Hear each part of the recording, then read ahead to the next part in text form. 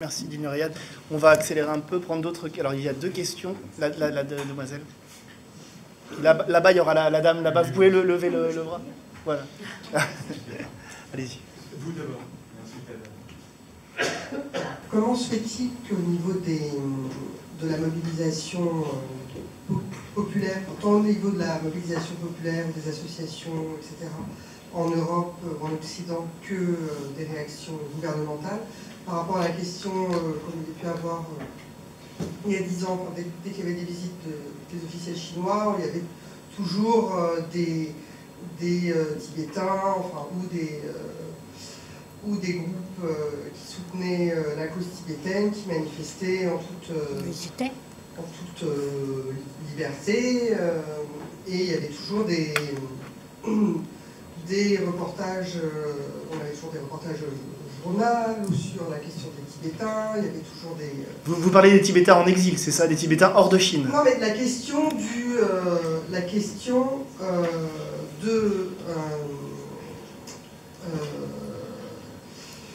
de l'oppression des Tibétains par les Chinois était toujours mise en avant, alors que là, cette question ouïghour, elle est quand même...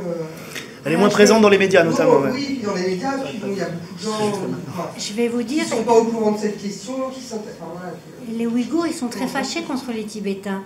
Et moi, française, ils me disent, mais qu'est-ce que les Français, ils ont à faire avec tous les Tibétains, tout le temps, on parle que du Tibet et des Tibétains. Je dis, ben oui, mais vous n'avez pas un Dalai Lama à l'extérieur. Ah, ça fait la grande différence, vous savez. Ils ne sont pas connus, hein, les Ouïghours. À preuve, je vous signale que Bernard Kouchner, en 2009, a parlé des Yougurts. Je ne rigole pas. C'est une interview à la radio, oui. Un matin. Et que moi, j'ai eu des pleurs continuels de mes amis ouïghours en me disant, mais pourquoi ton ministre, il a dit yogourt? Mince, on s'appelle des Ouïghours. Ah, je sais, c'est parce qu'on est musulmans. Mais non.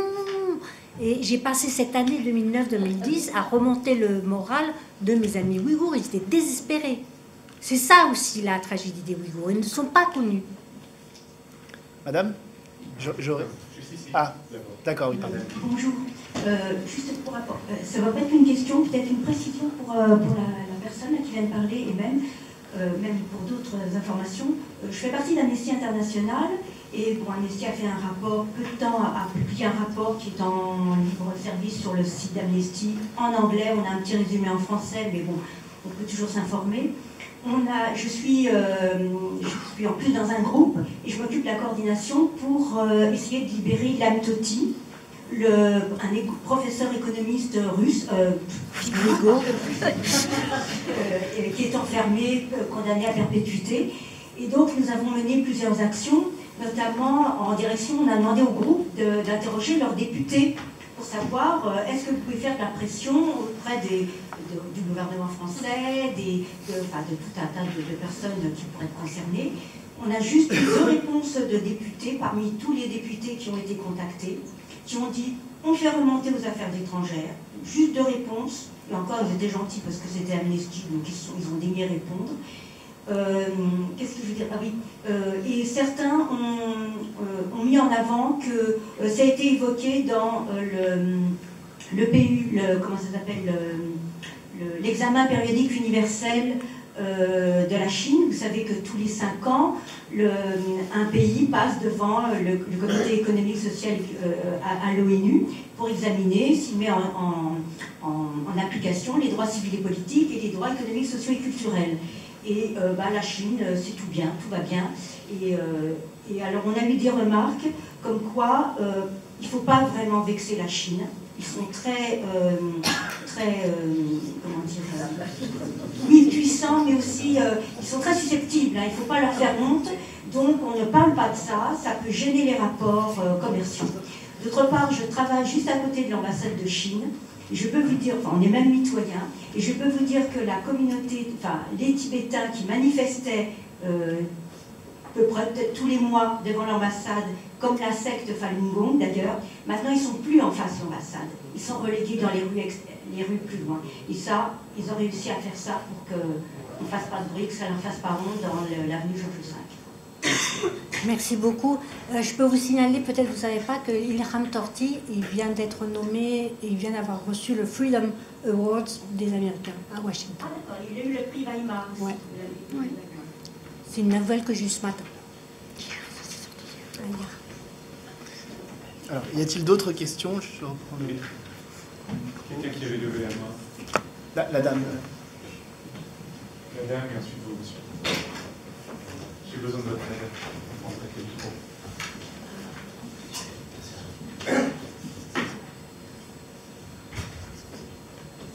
Je voulais juste dire un mot sur la répression de Ouïghours, par exemple, dans tout le village qui aurait essayé de je sais pas, de faire un attentat de... Vous pouvez parler un tout petit peu plus près de votre micro, madame. Merci. Oui, et donc la répression est féroce, parce que dans ces cas-là, eh bien, on tue tout le monde, Nicolas, un enfant, donc c'est quasiment impossible pour eux de vraiment faire quoi que ce soit. Merci. On ne peut pas faire quelque chose parce que là... J'entends.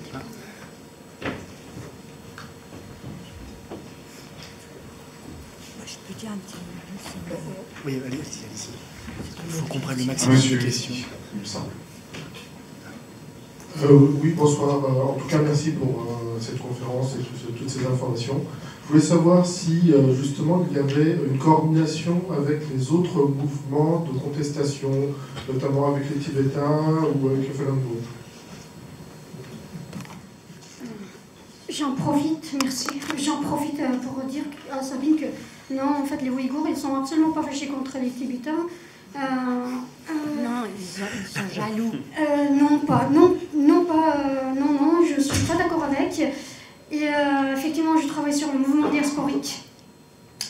Et les Ouïghours, la diaspora ouïghour, elle travaille depuis des années avec, notamment avec la diaspora tibétaine.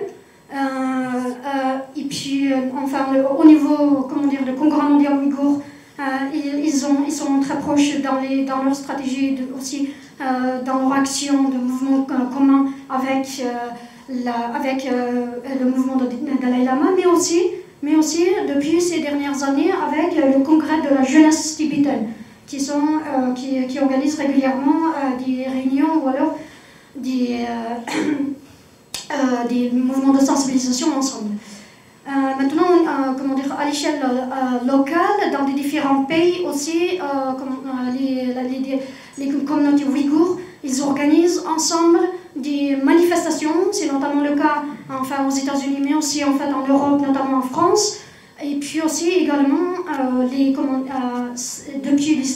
notamment en particulier depuis ces 2 dernières années, avec les Chinois démocrates qui sont très actifs contre les politiques chinoises. Et ils sont particulièrement maintenant rapprochés avec justement le mouvement politique diasporique. Et il y a en France, ce qu'on connaît en France aussi, il y a aussi les Vietnamiens dans des échelles régionales asiatiques, mais aussi les mouvements des nationalistes mongols aussi qui ont rejoint ces mouvements tibétains et ouïghours. Merci. Juste, j'en profite parce que, comme vous êtes spécialiste des mouvements diasporiques, il y a un aspect qu'on a vu dans le documentaire, je pense qu'il faut l'aborder, mais alors rapidement, c'est cette surveillance massive de la part de la diaspora ouïghour. On l'a vu à Paris. Moi, j'ai eu l'occasion d'écrire un article sur le sujet où on demande aux Ouïghours, notamment, de s'espionner entre eux, en France, en Allemagne, ailleurs, sous peine de s'en prendre à leur famille. Est-ce que vous pouvez juste expliquer en 2 minutes de quoi il s'agit-il? Effectivement, en fait, ça c'est la menace et l'intimidation de la police chinoise depuis, mais aussi les contrôles et les difficultés qui sont créées par les consulats dans les différents pays, les consulats chinois bien sûr, et sur la diaspora ouïghour et les membres de la diaspora, notamment en ce qui concerne en France, mais aussi ailleurs, pour la majorité, ils sont toujours détenteurs déteneurs d'un passeport chinois. Donc, ils ont des proches de la famille dans la région. De ce fait, ils sont facilement contrôlables, mais aussi facilement menaçables. C'est-à-dire qu'enfin, c'est depuis début 2017, depuis janvier 2017, nous avons vu dans des différents pays, les membres de la diaspora ont reçu des appels de menaces de la police locale, dans un premier temps en les appelant à rentrer dans la région. En leur demandant de rentrer dans la région, voilà. Exactement.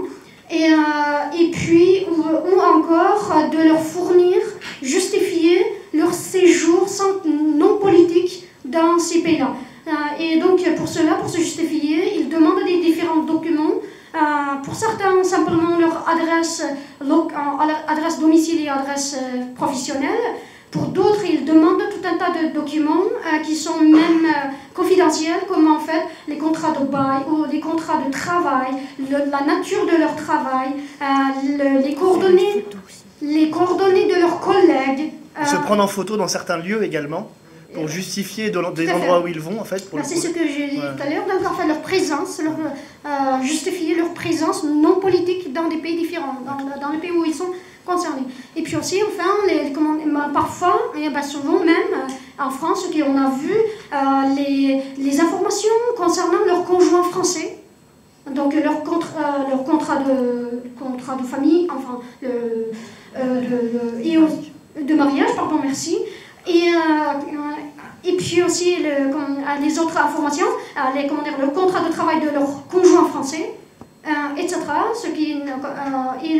La photocopie de carte d'identité de leur conjoint français, etc.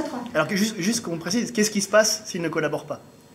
Ils menacent la famille. Ouais. Donc étant donné que c'est ça le meilleur moyen, c'est pourquoi enfin j'ai dit au début, ils sont facilement menaçables et contrôlables parce qu'ils ont tous une famille là-bas, donc ils ne veulent pas que leurs membres de la famille, leurs parents, soient renvoyés dans un camp de concentration parce qu'ils n'ont pas été bons collaborateurs. Merci.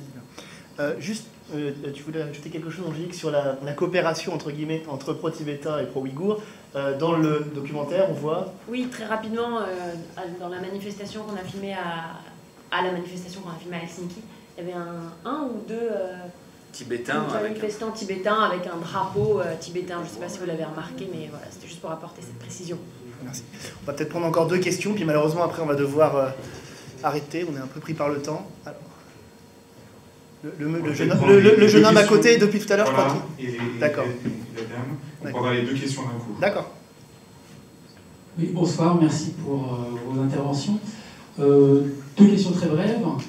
Il y a quelque temps un article qui laissait entendre que par exemple le gouvernement égyptien avait contribué en fait au rapatriement de certains Ouïghours. Donc peut-être qu'il faudrait nuancer l'importance de la coopération technologique et peut-être voir aussi quand certains pays collaborent activement à ces rapatriements. Comment est-ce que vous expliquez le silence des pays arabo-musulmans sur cette question? Et deuxièmement, est-ce que vous ne craignez pas que cette situation-là soit instrumentalisée par des gens qui seraient racistes anti-chinois? On va prendre la deuxième question, puis on répondra à... La question de la dame. C'est exactement la même chose. Quelle est la réaction des pays musulmans? Ça me très mal. Vous voulez faire réagir? Non, c'est ça. Dis-nous plutôt, comme si vous avez... Oui, c'est-à-dire que les pays arabo-musulmans, comme vous le dites, madame, ils ont beaucoup, ou monsieur, tu as raison, mais madame d'abord, ils ont beaucoup participé à la reconstruction des mosquées après la révolution culturelle. Tout était cassé à ce moment-là, comme partout en Chine. Tout ce qui était religion, cimetière, etc. Et tous ces pays-là ont beaucoup donné d'argent. Comme c'était une région autonome, et comme il y avait un peu une ouverture du gouvernement chinois, on pouvait directement prendre de l'argent à partir de Urumqi, de Riyad, de tous les pays du Golfe. Maintenant, je crois qu'ils ont eux-mêmes pas mal de problèmes et que, mon Dieu, les Ouïghours... Et puis oui. Et en fait, pour les pays arabo-musulmans, le manque de soutien, nous avons vu effectivement en fait, le silence total des pays musulmans, à part la Turquie, qui a réagi au bout de 2 ans, de longues années, finalement. C'est la possible mort d'un musicien qui a fait réagir la Turquie, parce que ce musicien, il était extrêmement connu en Turquie. Et pourquoi ce silence? Parce que d'abord, en fait, tous les pays musulmans, ils sont fortement dépendants de l'investissement chinois. Donc la Chine, elle a investi dans des pays arabo-musulmans depuis ces dernières années, intensivement. Et puis ces pays-là, ils sont des importants points sur le projet de nouvelle route de la soie. Deuxièmement, aussi parce que les pays arabo-musulmans, ils ne sont pas connus non plus pour leur défense des droits de l'homme. Eux-mêmes, chez eux, il y a pas mal de problèmes de répression sur les droits de l'homme. Et ensuite, un point final, troisièmement, qu'ils ne font pas de bruit. Pourtant, ils sont très remontés contre moindres actions qui considèrent comme islamophobes en Europe ou ailleurs. Ou alors encore contre la répression des Rohingyas aussi, ils ont activement participé. Cependant, sur la question ouïghour, on n'a vu aucune réaction. Même pire, pendant une dernière réunion de l'ONU, les pays musulmans majoritairement, ils ont soutenu la Chine. Et que, comme vous l'avez vu, MBS, le prince saoudien, a même trouvé que c'était juste d'enfermer millions de musulmans dans des camps de concentration. Donc c'est désolant parce qu'on fait aussi un dernier point, c'est parce que en fait la Chine est vue, c'est très important, par le monde musulman comme un sauveur contre l'Occident, notamment contre les États-Unis. Donc les États-Unis, ils ont subi pendant longtemps les différentes interventions militaires, mais aussi la colonisation occidentale dans les pays musulmans. Donc ils ont un sentiment profondément injuste par rapport à ces pays-là, mais par contre ils n'ont rien vécu de la part de la Chine. Donc en fait ils ont toujours considéré la Chine comme le sauveur contre l'Occident, contre l'envahisseur et l'impérialiste. Pour eux, l'impérialisme, ça appartient à l'Occident et non pas à la Chine. Donc l'impérialisme chinois n'existait pas pour eux. Et puis aussi, la Chine, elle a pendant longtemps soutenu, jusqu'à toujours d'ailleurs, soutenu aussi la Palestine. Et jusqu'à les années 90, la Chine n'avait même pas de relations diplomatiques avec Israël parce qu'elle soutenait ouvertement Palestine et que c'est un soutien non seulement moral mais aussi financier. Donc le monde musulman est au courant de cela et donc c'est extrêmement important pour eux. Donc enfin la Palestine elle est plus proche que les Ouïghours même s'ils sont musulmans. Donc pour des raisons différentes. Donc il y a ces 4 différentes raisons. Après la dernière question que vous avez posée sur la possible récupération par les racistes anti-asiatiques ou anti-chinois, peut-être, il y aura toujours des profiteurs, même parmi les islamistes aussi, qui profitent de cela pour faire valoir ou pour être visibles dans leurs revendications. En réalité, nous avons vu aussi en Malaisie, c'était en Indonésie aussi. En Indonésie, par exemple, nous avons vu il y a eu des manifestations monstrueuses contre la répression chinoise, contre la répression des Ouïghours, mais ces manifestations seront portées par des associations extrémistes religieuses. Donc ça nous désole, mais en même temps, qu'est-ce qu'on peut faire contre cela? Déjà, on est occupé. La diaspora ouïghour, elle est occupée pour réveiller le monde, l'opinion internationale contre la Chine. Et puis, d'un autre côté, ils ne peuvent pas non plus de contrôler ces mouvements ou alors certaines personnes qui sont racistes, qui essaient de récupérer parce qu'ils sont mais sur possible récupération des anti-chinois, c'est quand même, en fait, c'est très peu. Mais moi, en tant que Ouïghour, membre de la diaspora ouïghour, j'ai plus peur de récupération de quelconque association ou alors mouvement extrémiste religieux. Merci. Merci. Antoine, tu vas avoir le mot de la fin, à moins que Dilnur non, mais résume ta pensée. Oui, pour compléter, il y a aussi l'exemple du Pakistan. On a eu écho d'épouses ouïghours, d'hommes d'affaires pakistanais qui auraient été envoyés dans des camps ou qui auraient disparu, et certains de ces hommes pakistanais se sont plaints auprès des autorités du Pakistan, mais au Pakistan, il y a plusieurs milliards de dollars d'investissement chinois, c'est aussi au cœur des nouvelles routes de la soie, et le Pakistan ne bouge pas plus que la Ligue arabe, parce qu'il y a des intérêts, on y revient encore une fois, économiques. Et il y a une journaliste du Financial Times qui, tout récemment, a interrogé le Premier ministre pakistanais sur l'existence de ces camps. Et le Premier ministre lui répond qu'il ne sait pas de quoi elle parle et qu'il n'a jamais entendu parler de Ouïghours internés en Chine, et qu'il ne sait pas quoi lui répondre parce qu'il n'est pas au courant. Et ça illustre bien aujourd'hui le poids et l'influence qu'a la Chine de par son économie sur la Ligue arabe, sur les pays arabo-musulmans qui pourraient venir en aide aux Ouïghours et qui ne le font pas.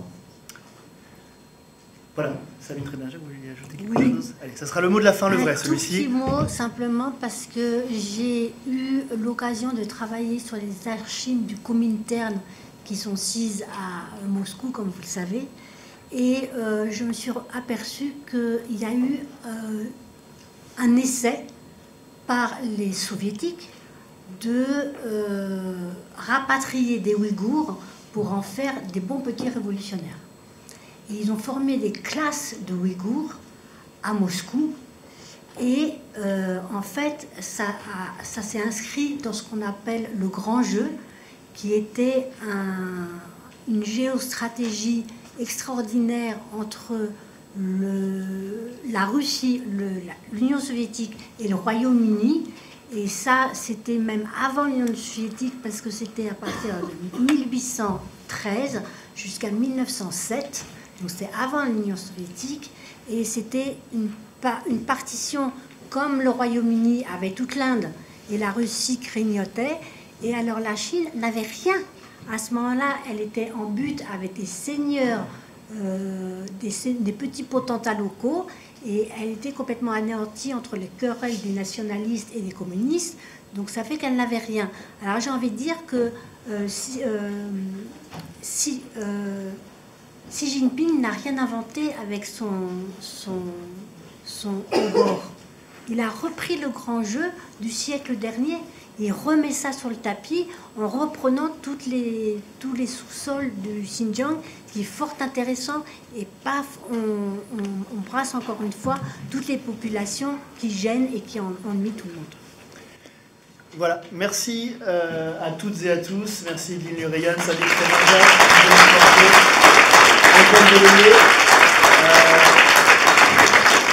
Merci d'être venus aussi nombreux.